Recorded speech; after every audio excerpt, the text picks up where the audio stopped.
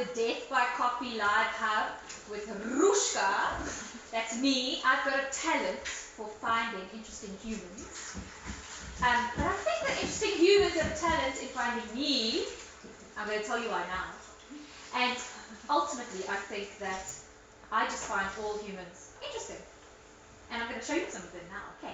In the house, we've got some people with us. On camera, show people. These are interesting humans that found me today, all the way from Joburg. I'm so happy. And we've also got, if you can follow, and these guys are shooting a movie. He's still in his costume. He's a scriptwriter slash director. And they're in the house, and they came from their shoot to come and be in this house. It's so cool, so flat.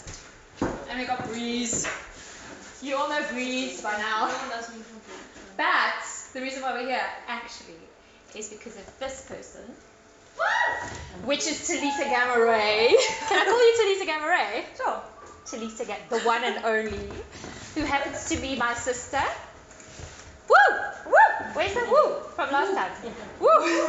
Yeah. Talitha Gamaroff happens to be my sister, and she's all the way from London. And today she's in the house because I want to share her with you.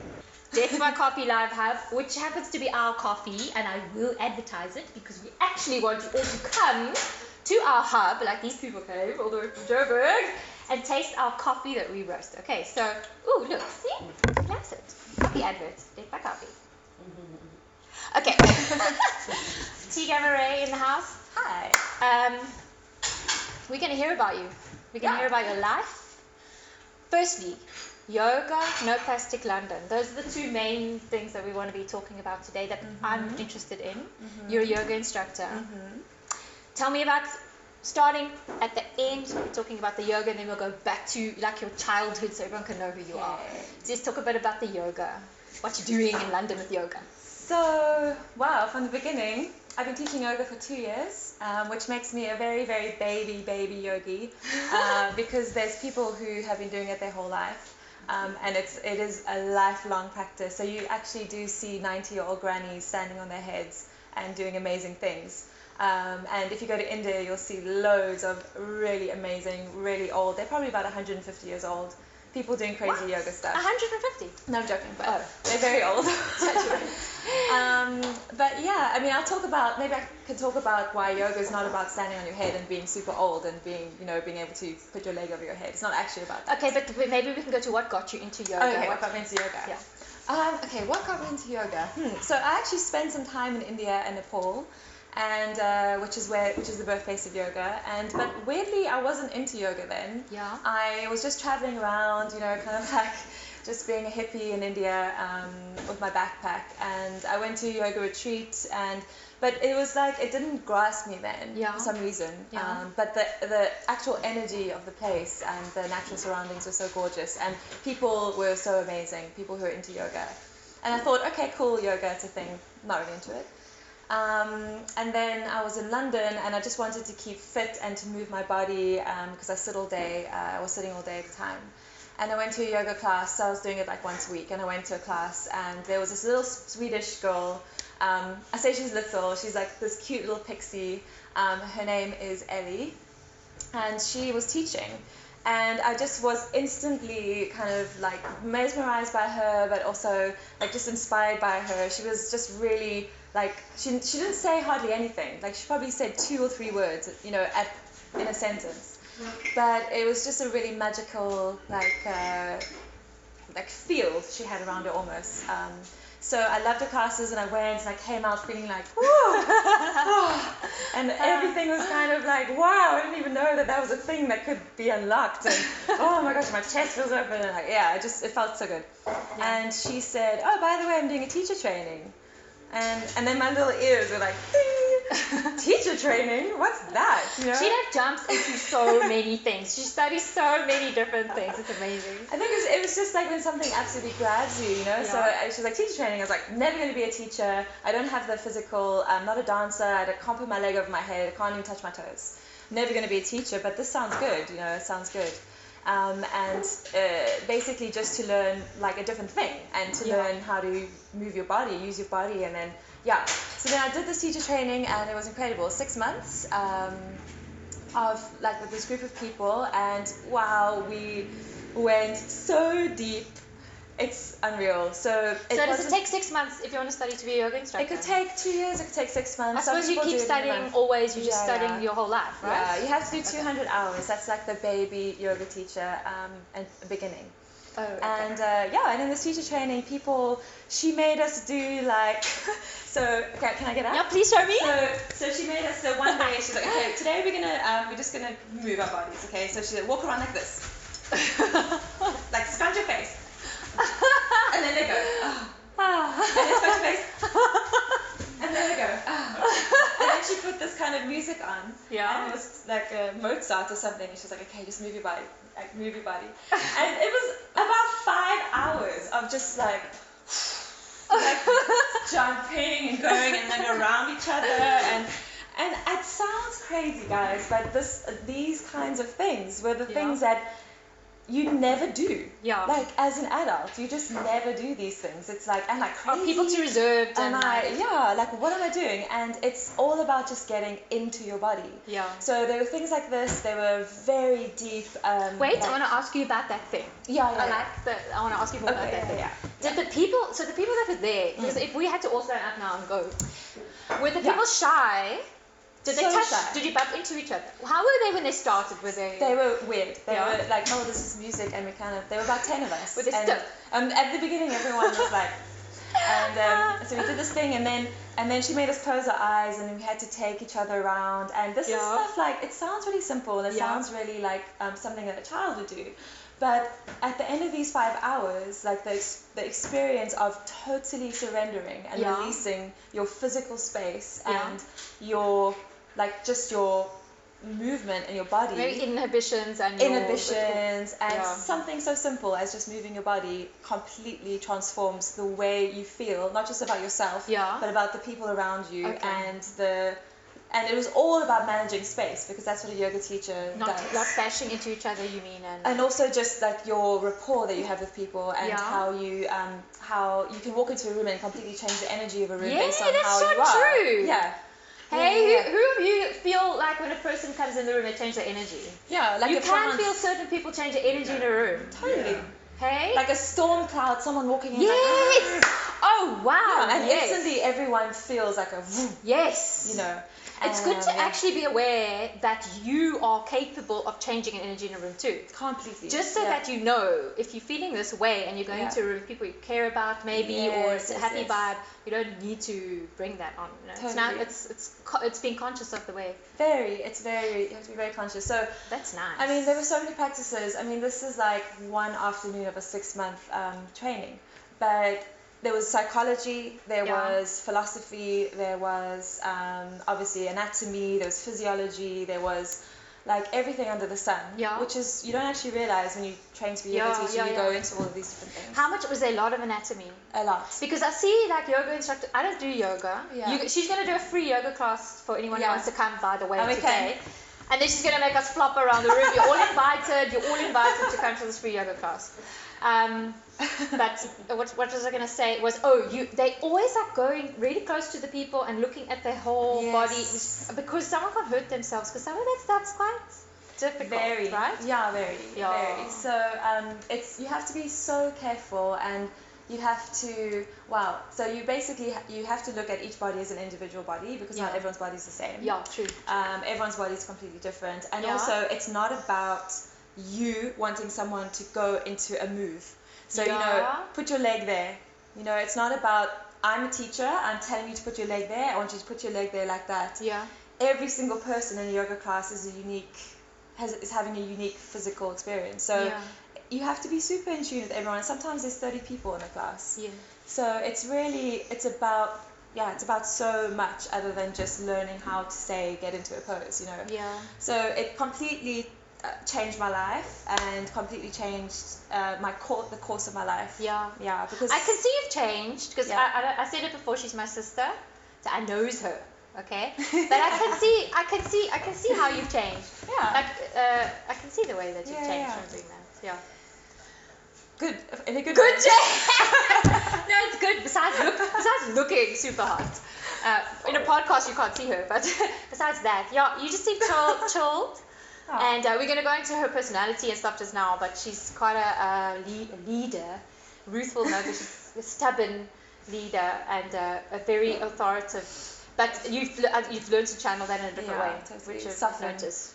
Yeah. So anyway, so this is chance encounter with this teacher totally changed my life, and that is one of the things that you learn as well about how you, so many things, like how you just have to absolutely trust that if your intuition is telling you something, and your gut is telling you something, and it's screaming for something, that you have to almost trust that, okay, this is a path that I probably should go on. And wait. Okay. When you say screaming for something, yes, are you talking about your physical body, the way it's feeling like screaming to be stretched, or are you talking about in your life? No, I'm talking about in a more like your soul, like your soul is screaming. Yeah, like for me it was like I wanted to change my job, and I wanted to be more fit, and I wanted to be more healthy, and I wanted to learn about the inner universe. Yeah. And then all of a sudden this amazing teacher just popped up, and it was like, okay, I'm gonna go down that road, and I didn't even have to think about it. And sometimes it's like, oh, I don't, maybe I can't do it, and I had major I was doubting myself because I couldn't touch my toes. Like I honestly couldn't touch my toes. I'm not touch my toes either. Lots of people can't. Yeah. And now I'm teaching classes of 30 people. You do always think you need to touch your toes to do yoga. When I think about it, I think, oh, flip. Totally. I can't. Yeah. And you don't. So you don't. Yes, I can do yoga. You don't have to be flexible. It's about you start where you are and then you go from there. Yeah. It's a really beautiful practice actually, because everyone starts in a different place, and they say in yoga that you're always beginning. So every single pose, every single class is a beginning, even if you're like a major yogi. Yeah. So the whole experience of yoga is so much more in depth and so much more evolved and so much more intricate than you can ever imagine. And a lot of people just go to it as an exercise, which is cool. Like, why not? It's a really nice exercise, but there's a whole other world to it. Can I reverse back? Yeah. Just now we were talking about how you, and this goes into more who you are. Yeah. Is how you were saying that sometimes something comes along and you get a feeling and you just go with it. Yeah. Not many people are like that. And I just want to go to your gypsy spirit and your because not people do doubt themselves, and not everyone will jump and say, that's cool, let's go. Yeah. You do have a personality that is like that. Yeah. And you can just go with the flow. But talking about that, before we carry on with yoga, I want an example of how you are. I'm going to skip into how you've traveled. Okay. Talking about that, let's go here, because she always does that. She just goes to the most amazing places. Can we go to you traveling the universe by yourself, please? Yeah, so I guess it started when I was 18, because I finished school. I was actually 17. And all I wanted to do was get on a plane and go anywhere, it doesn't matter where. Because I just wanted to see the world. I grew up in a small town and went to school in this really tiny town for my trick. And then I was like, the world, what's there? And I was like, okay, where am I going to go? And back then the internet was so dodgy, and the internet was dodgy. Well, it was not advanced. That was long. You when it first came out. It was 2001. So 2001. It was trying to find people online. Okay, how am I going to get to America? How am I going to get to England? How am I going to do this? Researching, trying to load the pages, one pixel at a time. Oh my gosh. And I was like, okay, there's this thing in America, I can go there. And then that didn't work out because I had the wrong Wait. Can we talk about that, please? Or don't you want to talk about that? That's fine. I got arrested in America. She got arrested in America! Now it gets interesting. He's like, wow. But why? So I was in an au pair, and the family who were gonna hire me told me to just come. Yeah. They were like, we'll sort your visa out, it'll be fine. When you get here, just come on a tourist visa. And I was like, okay, yeah, sure. You're 18-year-old. Yeah, sounds good. Okay. Oh, and they paid for my ticket, thank goodness. Yes. And then I got there, and it was New Year's Day, 2002. It was New Year's Day 2002. So I flew on New Year's Eve. And having champagne on the flight. And then I got there and they say, you're coming here to work. And I was like, what do you mean? I'm not coming here to work. I have $1,000 for 6 months. I'm totally not coming here to work. Shame. Did they put you in the jail? Yeah, they locked me up. How could you lock up a sweet face, America? Shame on you. And I was Breezy's age. Yo. Yeah, I was actually younger than Breeze. And then, so I got there and they said, we're putting you in jail. A real jail? Like a jail it cell? was actually, it was a jail cell in the airport for 10 hours with steel, everything, steel floor, steel walls, steel everything. Shit, you must have been scared. And it was, but with one security guard, like, slipped under the cage thing a little cigarette, she didn't tell Mom, little cigarettes, and I was like, you know this is a live video, right? Mom's here actually. And then I went to actual jail. They put me in a van and handcuffed me and drove me to the other side of Atlanta, wherever that is, and put me in jail with a prostitute, big fat mama. And she was really nice, actually. She gave me an extra. You can have an extra blanket if you want. Oh, that's very kind. And I gave her my Thank purse. you, prostitute. Thank you. And that was mad. And then I just flew back like 3 days later. You must have been terrified going in a van in a totally strange country to where you didn't know. I was at first, but then in my head I was like, this is an excellent story. And now this is a really excellent adventure. What is going to happen? You see, this is how this woman thinks, okay? She takes it like this is an excellent story. I was like, this is very interesting. Where is this going to go? How can I make this into a good thing? So that happened, and then I came back, and then I went to England. Okay. But hang on, still talking about the jail, because it's such a cool story. Okay, yeah. Did they think you had drugs on you or something? No, they knew that I was there to work, and I had a tourist visa. And how did they, because there's so many people going to the airport, do they randomly pull people out, or did you look all guilty? I think I just looked like a young person arriving in a country, like, with nowhere to go. And, big blue eyes. Yeah. And I only had $1,000 and a 6-month ticket. So anyway, that was fun. Shame. That was the start of my renegade. So that didn't put you off traveling? Not at all. It really didn't put it off you, Missy. Yeah, not at all. I was like, okay, where's next? Okay, back. I was like, internet, one pixel at a time. Okay. Where'd you go? And then I went to England. Thankfully, Waji and Spaji helped me go to England. And then I got to London to an aunt and uncle that we have. And then I went straight in on the train into Piccadilly Circus and came out of Piccadilly Circus. Were you still 18? 18, yeah. And Piccadilly Circus, if anyone knows Piccadilly Circus, it's like imagine you hemmed in 200,000 people into a little like surface area of the size of a football pitch. And that was Piccadilly Circus with lights and people and tubes. And I just came out of the tube and I thought, okay, this is a bit of a challenge.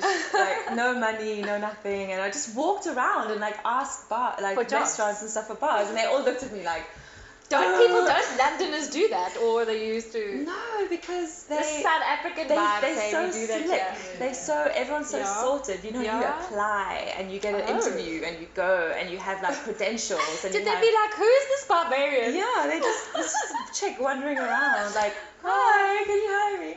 And they all said no. And then I went Don't give up, lesson number 1. And I had nothing. I only had a matric, and I wasn't ashamed. It wasn't a very good matric because I was a bit like when I was in matric.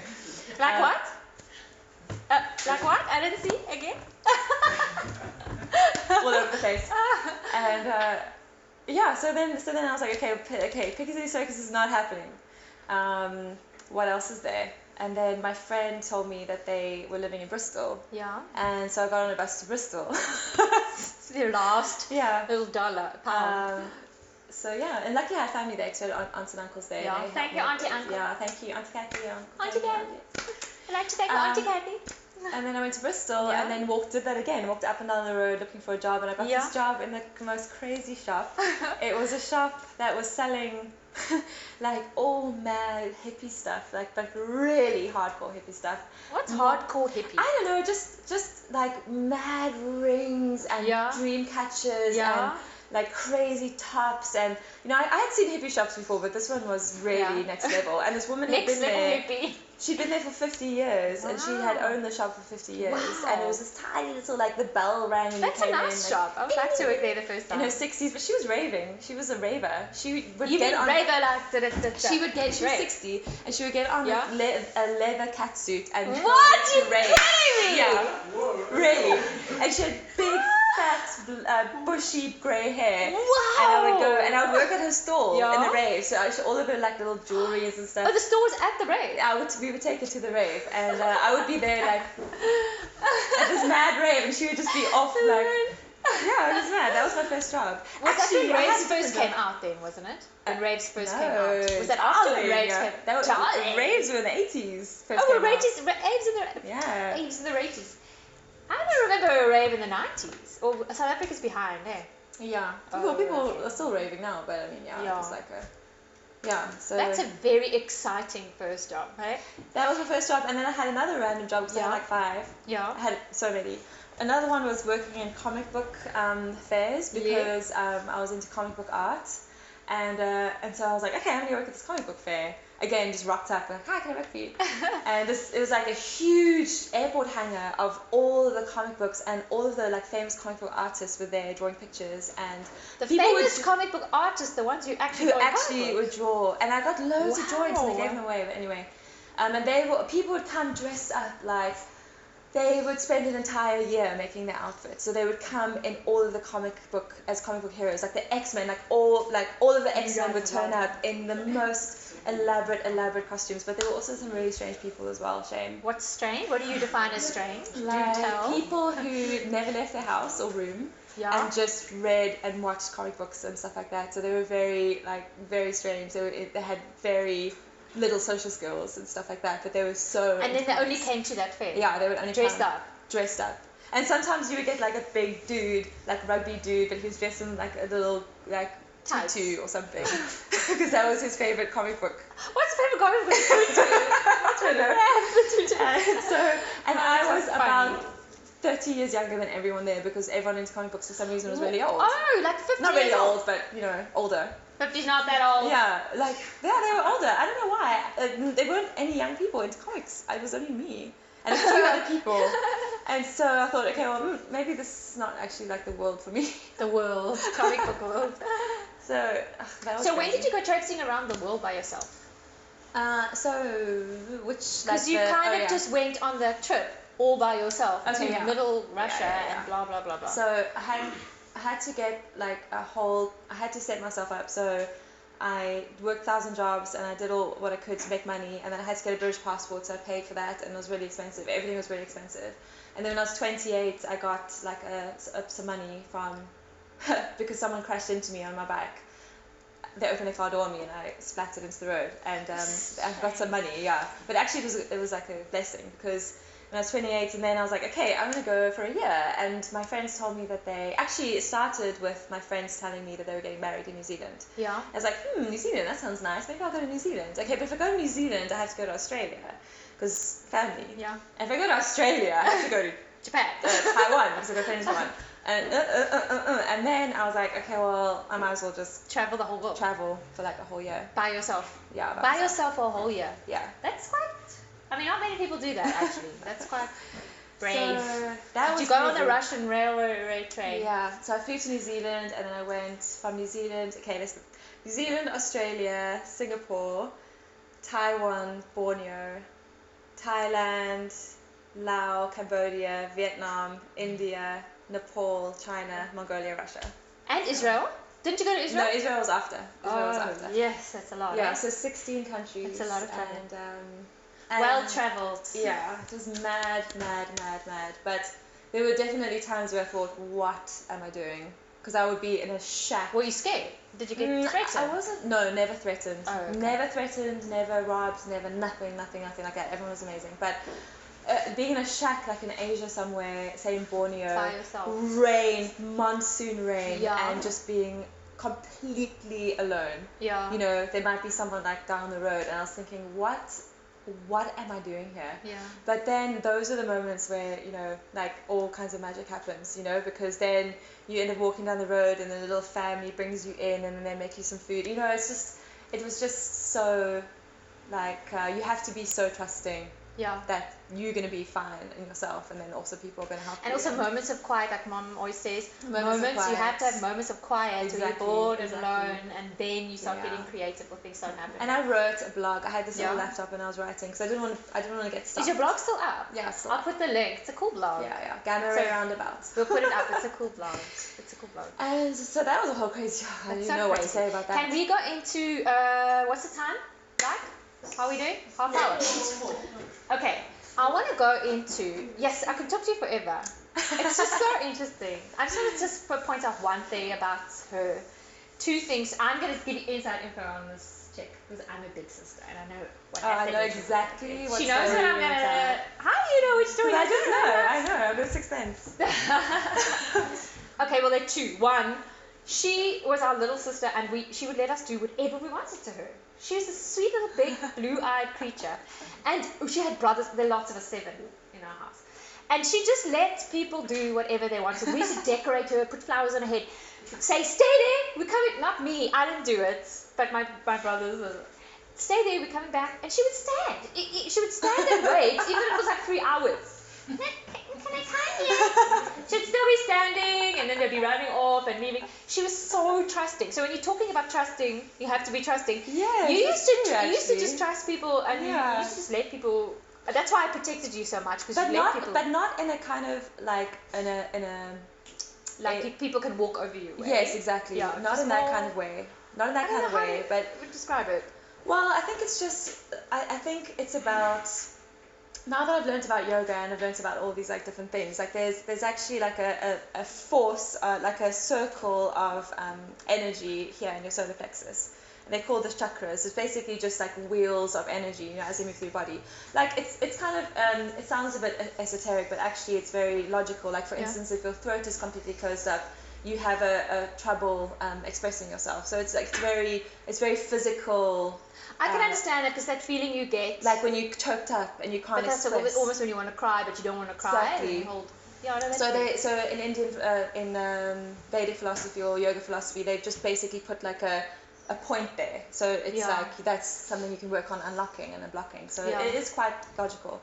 And there's one here in your solar plexus, and this is where your self-determination and your willpower and your kind of your like deep intuition is. Yeah. And it's that's why people say trust your gut. Oh, yeah. Because here is the center of your will. So, if this is like really strong, if you kind of work on this area here, and we'll do that in the yoga class later. Yeah, cool. It's you kind of you learn to like listen to your physical like experience as well as your logical and like your intelligence. Yeah. Because the two of them work together, and I honestly feel like I've had a really super strong like intuition about people. About people. Yeah, about people. Okay. So I always knew if someone was not right, and I've been in some really crazy situations. Shame, sorry, Mom. I've been in some really mad, like I've gone off and done really crazy things, but I always knew who to trust and who didn't. Yeah. And I think if you really need to learn to listen to that. Learn to listen to your gut, because often I always say that to my kids. Yeah. Like trust your gut. Yeah. The more you start trusting it, the stronger those feelings get. Exactly. And then you start. And then if you see someone that you think is no good, you just you get out of there. And so, advice from. Yeah. One more thing I want to say about her: she used to get like a whole box full of apples. Is that the story? No. What story? I thought the She'd climbing out sit the in window the tree thing. all day and eat apples and read. She used to climb out the window. That's what I was calling She was so naughty. I never did that. She used to climb out the window. That's why she's saying, sorry, Mom. My mom's sitting there, her eyes are very big.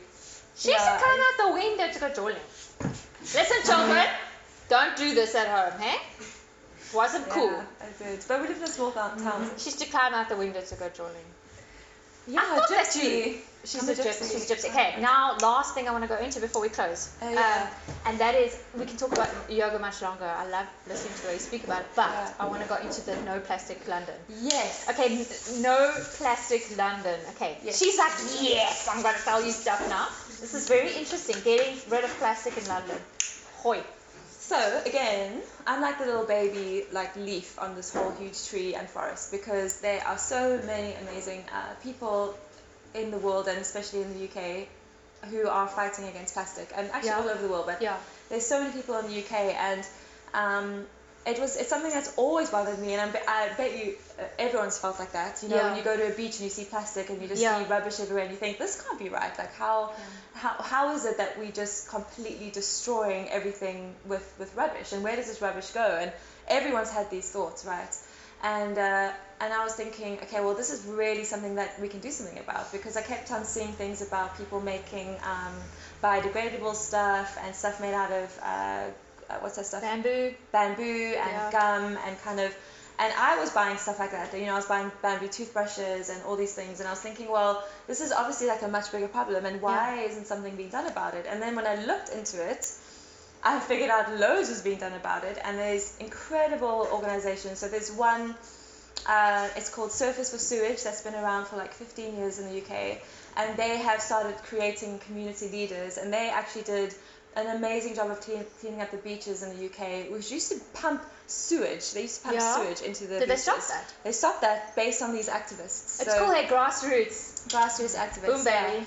So then I was thinking, okay, well, like, what can I do? Like, how can I contribute to this? And so I started a little group, and I was thinking about what we can do, and I was kind of like making sure my workplace was like knowledgeable about it and not using plastic. And I was going to bars, and I was being like, did you know there's an alternative to straws? And I was just doing like my little circle, and I was trying to think about how to do it bigger.